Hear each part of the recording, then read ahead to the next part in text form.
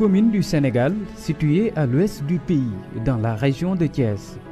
Tasset, plus de 21 000 habitants, accueille l'un des rares complexes islamiques installés au Sénégal, le SICAG, complexe islamique Khalifa Ababacar Gaye. Dans l'arrondissement de Noto,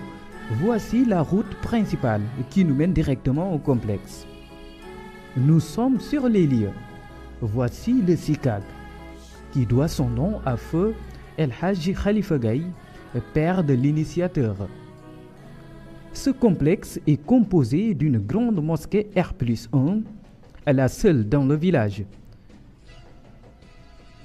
Un bâtiment moderne et multifonctionnel. Cette mosquée répond aux normes sécuritaires et de confort requises.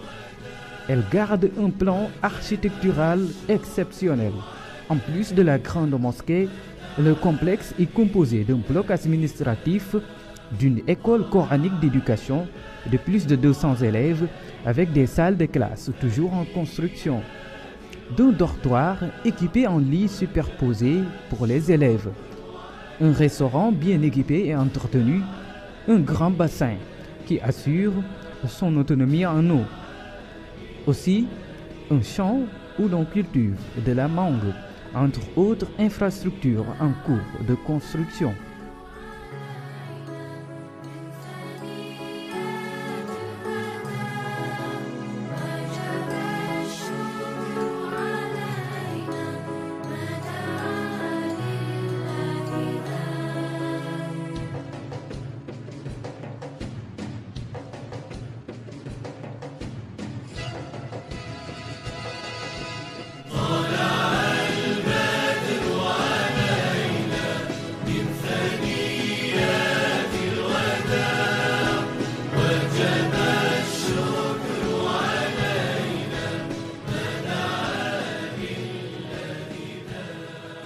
Cet homme est l'initiateur de ce grand projet,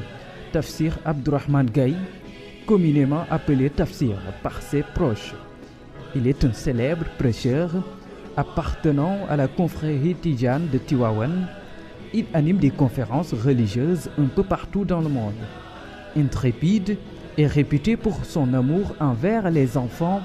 l'homme dégage une simplicité exceptionnelle et une complicité rare avec ses collaborateurs.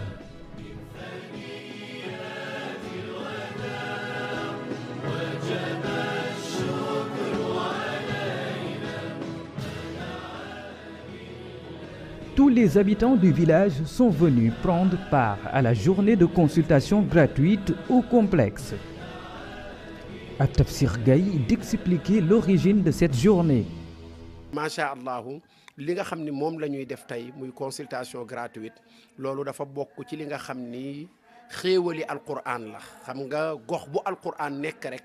xéewal daf fay wàcc ndax alquran day téere boo xamante ni léppam yiw la léppam teraanga la waaye ci kaw jullit yi xam ko fonk ko. dafa am ku ñuy wax Adja Jeyla Diop boroom këram di alxaaji Boubacar Diop ñoom man ak ñoom ñoo àndoon Màkka ma doonoon seen guide fa tabarakallahu ci benn agence de voyage bu ñuy wax Planète Tour ma ànd ci ak ñoom yàlla dogal bi ñu demee Màkka ba ñëw ñoom ñu ni dañu bëgg a jàppale daara ji di ma laaj ci lan la ñu mën a jàppalee daara ji man nag ma ni leen jàppale moom yow miy jàppale yaay xool rek loo man ndax daara ku ne xam ne ay bëgg-bëggam ñoom ñaar ñooñu di monsieur et madame Diop ci seen xalaat ñu dem ba gis ni war nañu jàppale daara ji ci wàllu santé ñu wax ma ko ma ni leen loolu kay alhamdulillah parce que l'islam yonent bi sallallahu alayhi wasallam dani al ilmu ilmaani ilmul abdaani wa ilmul addiyaani ñaari xam-xam yëpp mën nañ wax ni baax na waaye bu doon am na yu ne ci kaw dañ naan ñaari xam-xam yii la mooy xam-xamu diine ak xam-xamu yaram xam-xamu yaram mooy santé ma ni leen comme nag ñun dañu yor xam-xamu diine yéen ngeen bëgg ñu jàppale ci wàllu xam-xamu yaram muy wàllu santé loolu dañ leen di tijjil buntu yi di ko rafetlu ñoom ñu gisante ak seen benn wëllëre seen mag seen xarit bu ñuy wax professeur Ibrahima Diagne ñu ñuy may consultation bi def nañu ko taaxi kaw ci daara alxaaji Masamba Mbeng bi def nañu ko fa ñaari yoon daaw ak ren ñu indi ko fii fa tabarakallah waaye biñ ma mayee loolu tamit ñoom pour daara ji lañ ko may di indi ay garab ak lépp man it ma ñaan leen nag ndax mën nañ ko yaatal ñoom ci seen mbaax ñu ne nañ ko yaatal ndaxte lislaam diiney dimbalante la kon bu yàlla dogalee nga yore alquran nit ñëw di la jàppale war nga jàppale koo mën a jàppale ndax ku ñu teg loxo war ngaa fexe ba tege loxo loolu moo waral ñoom initiative bi pour jàppalee ko daara ji waaye nag ñu yaatal ko ca taaxi kaw ba mu fa nekkee daaw ak ren biñ ko indi fii ci complexe bi ñu yaatal ko ci tund yi yépp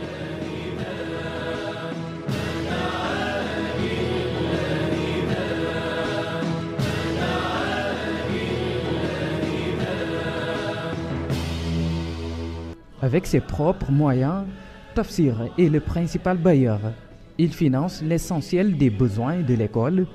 avec l'appui de bonne volonté. Par rapport ak fi suñu moyen toll ak ñi nga xam ne ñoo ñuy jàppale di ñi nga xamante ni suñu ay xarit la ñuy doon tudd naa la sànq ku mel ni alhaaji Mass Mbeng ku mel ni alhaaji Mamadou Gueye alhaaji Assane Seck ak ñenn ku mel ni Adja Dior Fall ak conférence yi ñuy dem ndax fii tey boo gisee daara ji 100% wu daara ji mën naa wax ni 70% bi conférence ak gàmmu la ñuy jóge rek la ñu fa am ñu def ko ci wala boog ñu 2STV ñu ànd ak Chérif Mami def ay émission sponsor yi la ñuy fay pourcentage bañ ca am ñu def ko ci ndax loolu moo jënd terrain bi dañ ko jënd muy 6 hectares et quelque kon loolu fa tabaarakallaahu mbokki jullit yi ñuy conférenciel ñi ñuy gàmmul émission yi loolu ñuy am foofu moom la ñu fiy indi parce que bala nga naan sama réew lu mu ma defal war nga laaj loo defal sa réew ñun suñu réew li mu ñu defal mooy ay tali ay lamp suñu bàyyi yóbbu ñu daara ñu jàng alxuraan ci lamp kon ñun war nañoo defal suñu réew daara yoo xam ni xale yi dinañ jàng ci lees boo xam ni fa tabaarakallaahu ku ñëw xam ni l'islam moo silwiise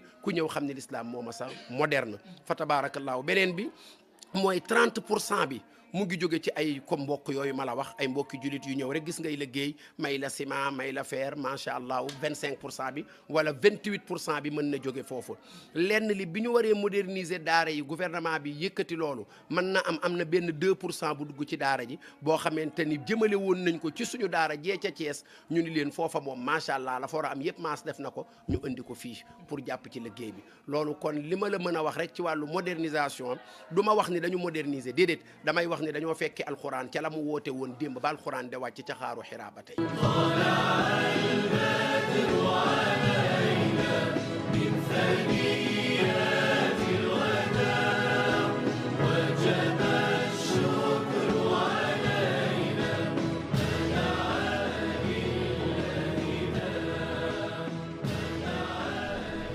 Quelle mission pour les écoles coraniques au Sénégal?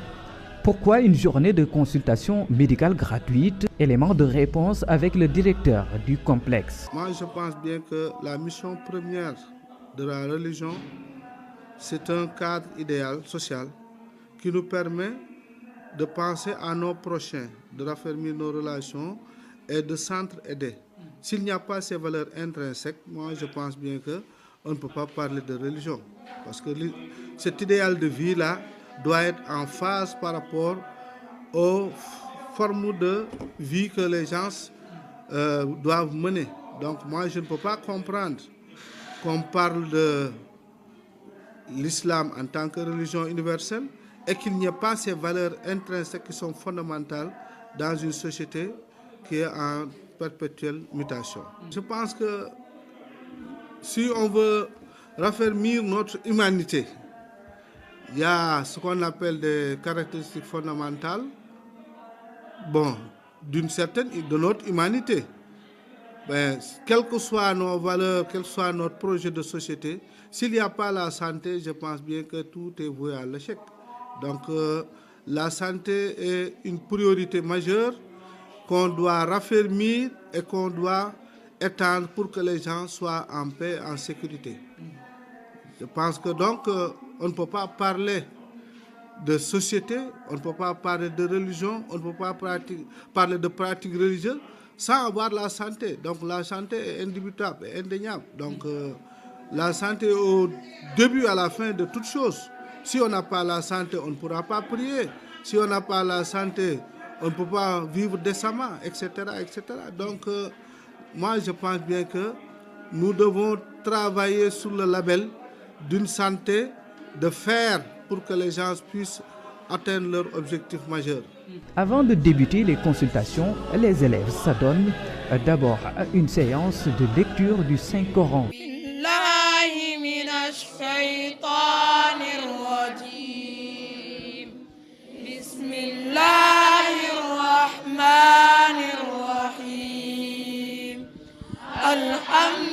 Alhamdulillahi Rabbil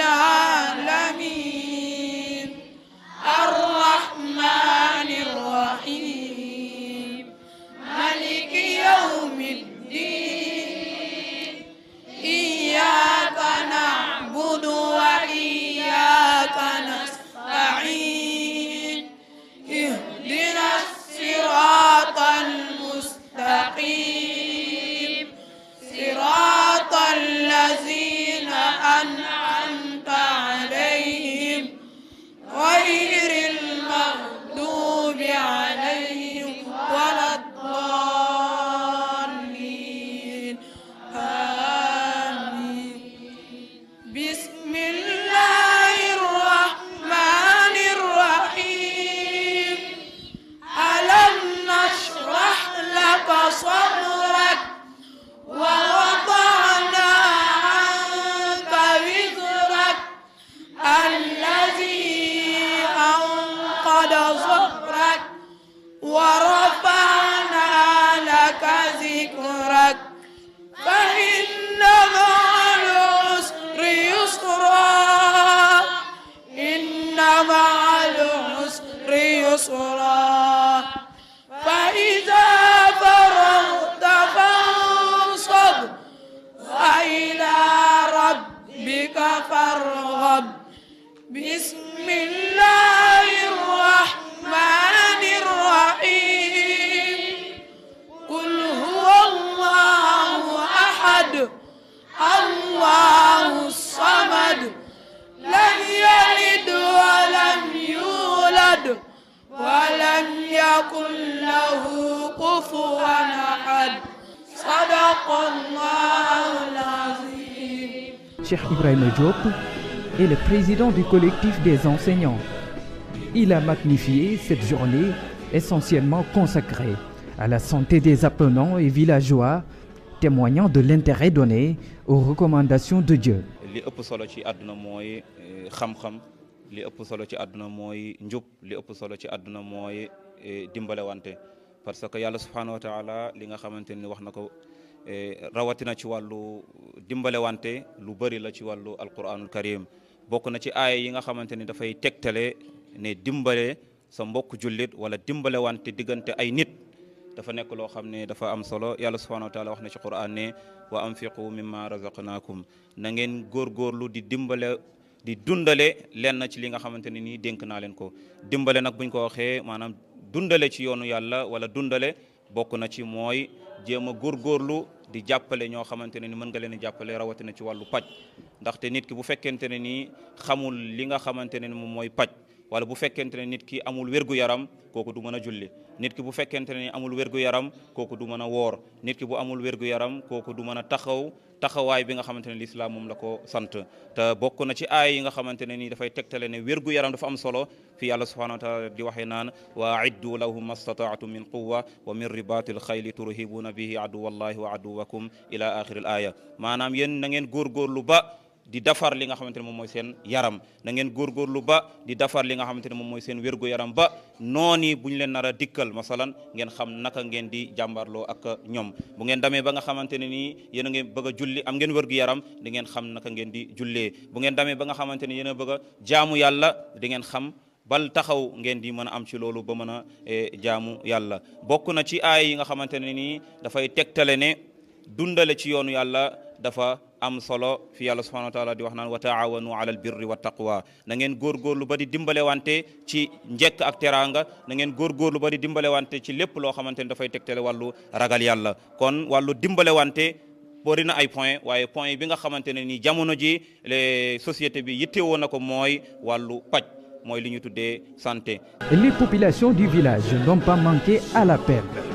Ils sont venus bénéficier de la prise en charge médicale gratuite, l'occasion pour eux de formuler des remerciements et prières à l'endroit de l'initiateur. dama indi woon sama xale yi pour faj leen ndax fan yu soj mi dafa bëri ma déggee ni ñu ni fii dañ fi maye gratuit ma ne xaar ma yóbbu sama xale yi parce que daaw jéeg indi woon naa fi sama xale yi ñu doon xarafal sama xale yëpp fi laay ñëwoon ñu xarafal xam nga loolu ndimbal la waaw def lépp def nañ ko ñuy waree parce que ñoom ñoo leen xarafal jox leen garab bi yóbbuwaatuma leen benn hôpital yëpp ñoo leen ko jox waaw ba kara ñuy wér siro yeeg yëpp ak garab yi ngeen war a jox yëpp jox nañ leen macha allah te amul benn problème ñoo gaaw a wér. bu ma ko gisee moom ki ko organisé moom sama séeri la parce que sama xaritu borom kër la xaritu Mor man soxna si Mor lay laa sama borom kër la moom macha allah daara ji daal bu mu ubbee ba tey moom njariñ rek lañ ci gis parce que xale yi ñu ngi dugg xale yi kenn taxawaaletul ñëpp a ngi jàng bu faj bi ñëwee mu yëgal ko ñëpp ay ñëw di faju si man fi mu ne tey sama seex yi laa indi sama xale yi pour faj mi looloo ma indi tey macha allah ni ma ko gisee moom ndimbal la ci jaboot yi moom ak parents yi moom macha allah moom. di ci sant yàlla bu baax nag waaw di ci sant yàlla bu baax a baax ndax xam ni lii du lu ndaw wax dëgg fa yàlla fu nekk ci gox bi nit ñi ñu ngi fi bàyyeekoo di ñëw ngir teew si fii ngir bëgg a faju kon nag loolu ñu ngi si sant yàlla bu baax a baax te xam ni lii lu rëy la waaw te mbooloo moom boo leen dajale rek jàmm moo tax te xam ni ki dajale fii nit ñi ci lu neex suñu borom rek moo tax mu dajale leen fi waaw ñu koy wax waxtasimu bi abdillahi jami'an wala tafarraqu waaw dajale nit ñi rek ngir bañu teqaloo moo waral lu mel nii kon ñu ngi si sant yàlla bu baax a baax ndaxte fu nekk ci gox bi nit mi ngi fi bàyyeekoo di ñëw ba léegi nit ñi ñu ngi ñëw te seguñu kon nag loolu ak sant yàlla la. Les enfants regagnent les salles de classe, bien aménagées pour les besoins des consultations. Les spécialistes sont bien équipés. Un important dispositif matériel a été mis à leur disposition. Ambulances médicalisées, des médicaments donnés gratuitement, tout est là pour rendre cette journée agréable. À cela s'ajoute l'engagement et la disponibilité des médecins venus de partout. Venue de la France, Chloé est l'infirmière d'État en charge des consultations. Elle nous donne ici ses impressions. Alors, je m'appelle Chloé, je suis infirmière diplômée d'État de France. J'ai été embauchée par une association française à Sali qui me détache un jour et demi par semaine au Dara du SICAJ afin de créer une infirmerie. Ça a été un partenariat avec l'association avec laquelle je travaille. Il y a un partenariat qui a été créé entre les deux et c'est l'association Aleph qui a créé un partenariat avec le SICAJ ici au sein du Dara. Et l'objectif était de créer une infirmerie afin d'être au plus proche des enfants et de la population. Les enfants sont bien pris en charge, ils ont chacun un lit, ils ont à manger, ils ont le bain, enfin voilà, ils sont vraiment très bien pris en charge. Et en plus maintenant ils ont les soins qui sont venus au sein de la structure, donc il manque de rien. Alors c'est une super journée cette journée. Comme ça, tout le monde peut voir les médecins, des spécialistes. Tout est fait en même temps en une seule journée, alors que l'accès aux soins ici est quand même compliqué. Donc c'est une super journée en fait. Le professeur Ibrahima Diagne, enseignant-chercheur à l'Université Gaston Berger de Saint-Louis du Sénégal, est pédiatre. Il se charge de coordonner le travail des médecins sur place. Je coordonne cette activité depuis 5 ans maintenant en faveur des enfants du Dara et accessoirement en faveur de la population environnante.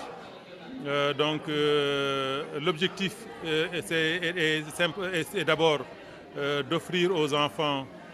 des visites médicales systématiques qui permettent de détecter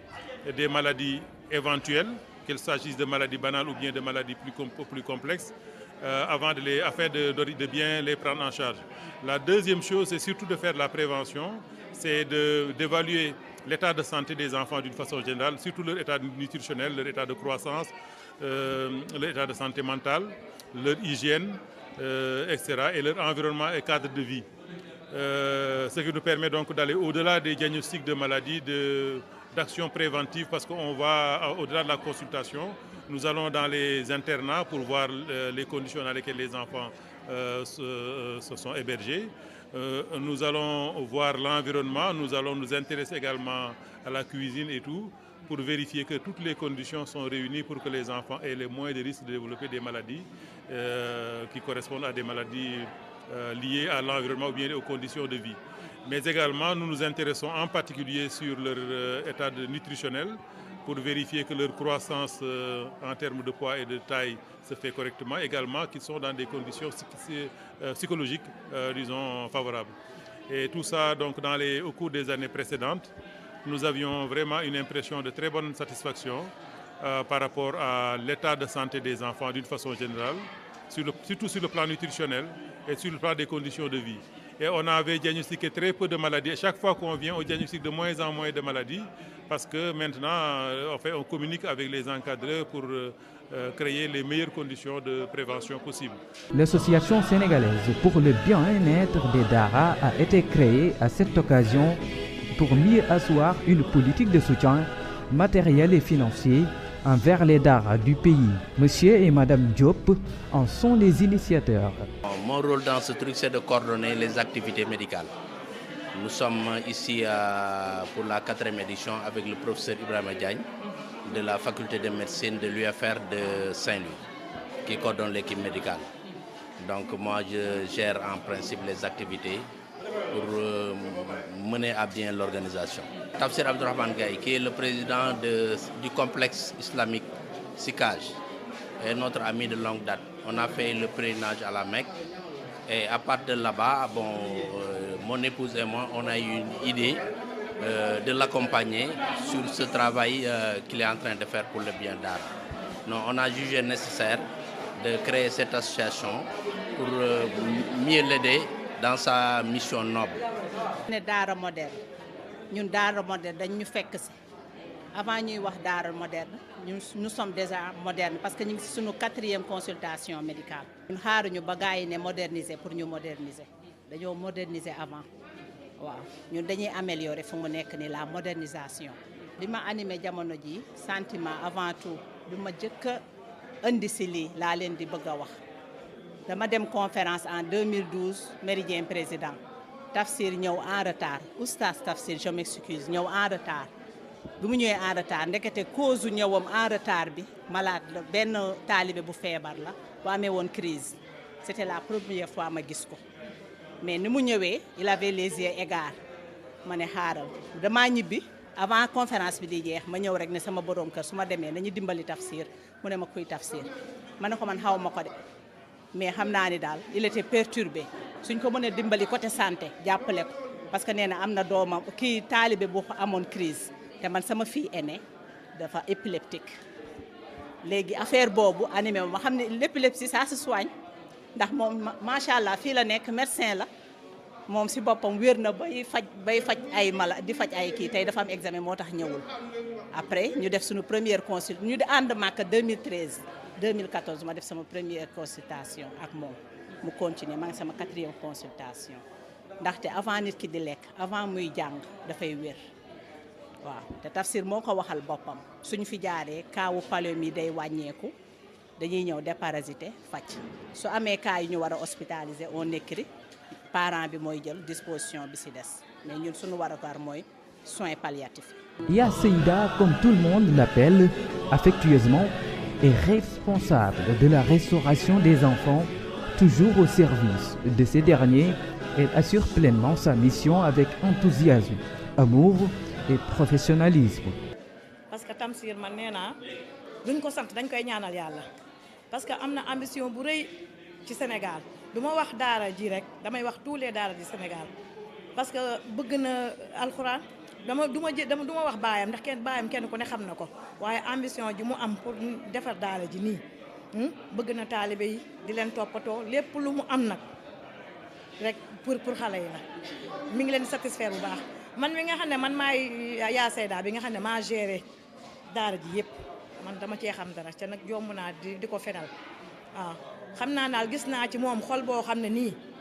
nañ ko ñaanal daal xam naa ne fi mu bëgg a yóbbu daara ji yal na ko sunu borom àggale ci barke Seydina Mouhamed xale yi wax dëgg yàlla li lépp moom la parce que tamit joxe sa doom yóbbu ci daara léeg-léeg nga am journée boo xam ne nii consultation gratuite la say parents ñëw xale yi ñëw ñu gérer leen wax dëgg yàlla yombul ordonnance yeeg yëpp mu defal ko dëkkandoo yi macha allah lefter daal yaayu daara de moom xam naa ne yombul parce que gérer ay élèves yoo xam ne ni daanaka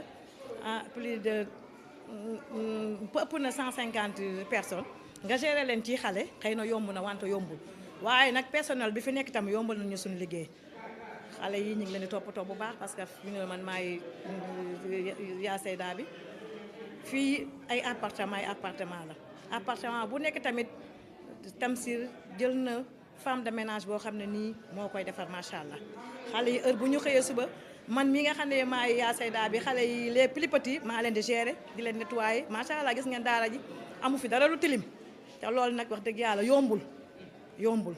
waaye nag moom ci yitteem ak farloom mi ngi xool bëggul gis xale bu xiif bëggul gis xale bu tilim su ñëwee lu muy njëkk a xool ci xale yi benn xale bu tëdd su ko xoolee man lay woo yaa Seyda xale bi lan lu muy tëdd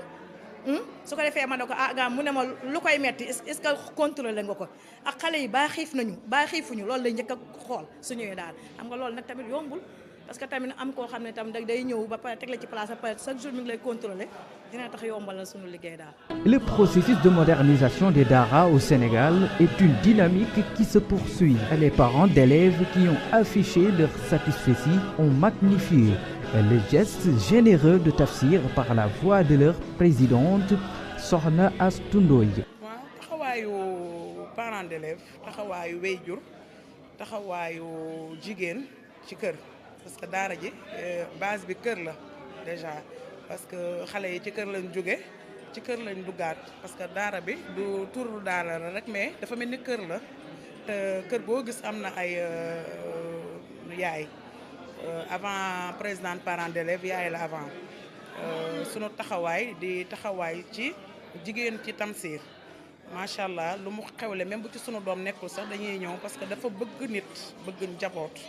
daara ji nag taxawaay bi ñu ci am mooy lii suñu sañoon ci ñun lay soqi ko ñun parents d'élèves yi mais yàlla dimbali nañu ba nga xamante ni am na ñu booleel ñoo xamante ni ñoo am initiative boobu ñu leen ci sant bu baax di leen gërëm mais macha allah bu ñun suñu taxawaay ci daara ji mooy jàppale xale yi parce que association parents d'élèves lañ wax du association Tamsir du association Astou Ndoye association parents d'élèves la kon ñun sunu taxawaay mooy lu daara ji tëgg rek dañu war a ñëw jàpp ci ba mu jeex. My name is Amadou Aliou Diagne. I came in Senegal to learn my religion. I learned the book that we say Al Quran because if I was there I would do anything. I would be getting me some messed up things, so my dad bring me here so I can learn the Quran. I am here and this is my third years here. I finished the Quran in 2 years. I am happy because I see all the people coming from different places and I came from America to come here. My dad said I have to come here and finish the Quran. When I finish it, I learn about religion, the prayers and the studies, the good deeds and the bad deeds and everything. I have to learn that when I'm finished, then I go back to America. When I came, so I have no problems. I see some other kids have some difficulties, but me, I'm fine. I have no problems.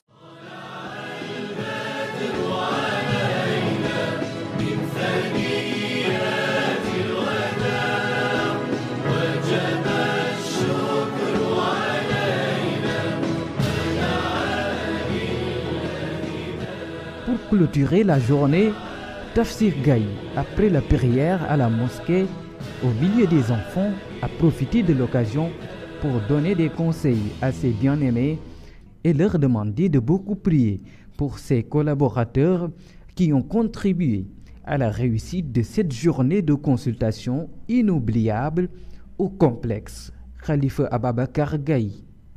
macha allah di tëj suñu kàddu di sant bu baax a baax moom média bi nga xam ne yëpp ñoo fi ñëw muy fa tabarakallahu asfiya yi di 2STV bi nga xam ne fa tabarakallahu bàyyi nañu seen lépp jóge Ndakaaru ñoom asfiya yi ak 2STV ñëw fi ndaxte dinaay faral di wax ni Sénégal li fi baax moo ëpp li fi bon dafa di lu bon li la ñuy gën di siiwal ñu bari ci ñuy tas xabaar bu ñu demee ba Màkka elie ñu wane yu baax ya ñuy defante léeg-léeg dañuy dem wane fa sénégalais yi di xuloo fa ñuy buuxantee ca toilette ya ñu di ko wane waaye yéen ñi nga xamante ni muy ñaari presse yi nga xamee ni tey yéen a ñëw fii ngir siiwal lii nga xam ni même ñun bu ñu baaxul moom lu baax la lii moom damay waat ni lu baax la ndax ay doomi jullit barab bu ñu dajee di jàng téere yàlla bi loolu moom lu baax la kon nag asfiya yi ak 2S mi nga xam ni ñoo bàyyi seen lépp ñëw def ko ngir siiwal ko ci àdduna bi kon li may du ma tëj sama kàddu mukk te santuma leen ñaanal leen yàlla na yàlla fay leen yàlla na yëkkati leen ba ca kaw a kaw ci barke yonent bi sallallahu alayhi wa sallam beneen bi mooy tamit fa tabaarakallaahu ñi fi ne ndaxte wax nga ko léegi bu doon ni njàng mi man lañ ciy xaar kon xale yi dinañ tardé waaye bu ma tukkee tamit ak bu ma fi nekkee moo ci yem am na ñu fi ne ñoo xam ne ñooy saytu wàllu daara ji nekk sur place donte nag maa ngi am caméra de surveillance yi fu ma ne ci àdduna bi ak sama téléphone waaye ñi nekk di yar xale yi di jàngal xale yi fii guddi ak bëccëg donte lee am na salaire bu ñu leen di jox symboliquement ñooñu aussi amuñu seen pay parce que tey fu daara ji àgg fu njàngum xale yi àgg ñooñu ñoo ko fa yóbbu bu ma dee dem di wuti di indi it bu ma amul ku toog taxawu xale yi loolu tardé te loolu ñuy jëli di ko indi yar bi moo ko ëpp solo kon ñi taxawu yar bi ba ci ñi ci wi di togg ñuy fóot ñi nga xamante ne ñooy toppatoo wàllu paju xale yi niki macha allah ñi nga xam ñooy toppatoo wàllu administration bi ak wàllu njàng mi ak yar bi ñooñu ñëpp ñu sant leen ñaanal leen yàlla ñaanal parents d'élèves yi nga xamante ni ñooñu wóolu ñoom ñëpp jël seen ay njaboot jox ñu delloo dalal seen xel ci ni lépp lu ñu deful ci seen njaboot yi dañ ko manul parce que ñoom gënuñu ñoo bëgg seen njaboot yi réussir ndax confiance boobu ñuy jox bëgg nañ leen ko delloo suñu kem kàttan sant la bu baax wasalaamu aleykum wa rahmatullahi wa barakaatu.